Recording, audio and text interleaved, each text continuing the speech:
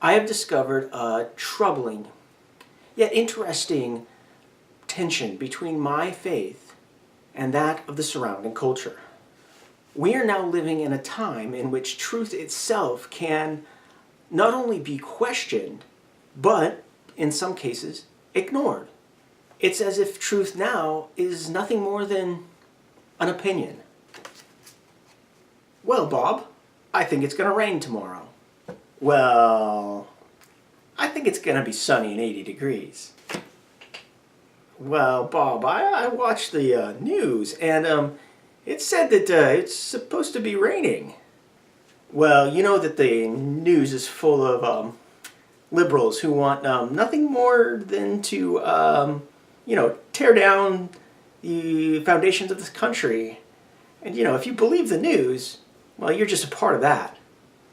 Well, I'm going to bring a raincoat tomorrow, just in case. I understand that over time, cultures change, and that we could now be living in a period of time in which the truth doesn't matter. And while the rest of society may be okay with this inability to know the truth, I have discovered that as a Christian, if I am dismissive of the truth, I in some ways actually undermine my faith. Because Jesus states that He is the truth. Now, of course, this is truth in a metaphysical kind of way, and no one who really believes Jesus would actually disagree with this assessment. But what I came to understand is that if I doubted the truth on, let's say, something as simple as climate change, or, the roundness of the earth, then I would be opening myself to doubt on the facts and the truth about Jesus Christ. And since I said I am a Christian, and I in no way want to deny the truthfulness of what Jesus did on the cross, I had to come up with a methodology by which to find and understand what is truth. So here are a couple steps that I have taken in my life that might help you in which to sort truth from lies. Now, these are just a couple, and at a future time I might add some more just to help you along. The first thing that I found was that truth takes time. I have to admit that I like being the first to know. I enjoy watching the news. I enjoy getting the newspaper and seeing the headline news. Breaking news is always fascinating to me.